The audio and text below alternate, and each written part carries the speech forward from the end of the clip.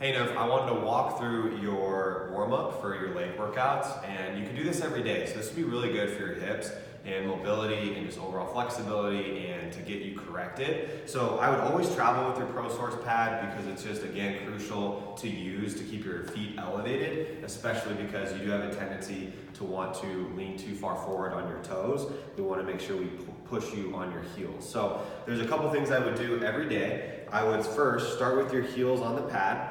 Make sure they're parallel. You can also put the TheraBand around your knees as well if you want to keep it nice and tight like we talked about. And we want to hinge your hips, bring my butt back, keep my chest up, everything we talked about with form. I'm going to come back nice and slow. I'm going to go as low as I can. So you're going to do about 10 of those.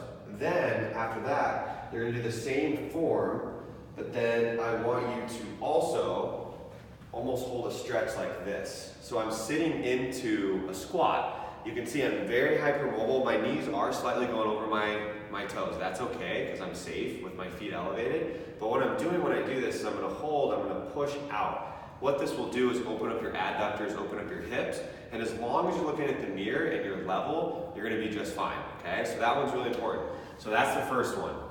Second one, you're going to still have your heels here. We're going to practice hinging, so making sure you're hinging correctly. So we're going to go through our main points. Chin's retracted, shoulders roll back, everything's straight. I'm going to hinge. I'm going to come down right before I touch my knees, just below, and I'm going to come back up, and I'm going to practice a pelvic tilt, okay? So it's very important that you get really good at getting to the point from here. Instead of hyperextension, you really practice a pelvic tilt where you turn your glutes on. A lot of the glute imbalances is simply because you're not able to connect to the workout that you're about to do. So that's why doing this every day will help you connect the two.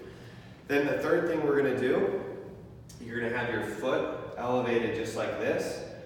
This leg's gonna come back. And instead of doing a two-leg stiff leg deadlift, we're gonna do one at a time. So I hinge in my hips, come down, and just practice feeling that stretch and squeezing your glute isometrically, okay? So we really want to get good at a unilateral glute squeeze as well. So those are the three that I would do every single day. I do about 10 to 20 for each, 3 sets every single morning just to loosen you up to make sure you're good for your day ahead.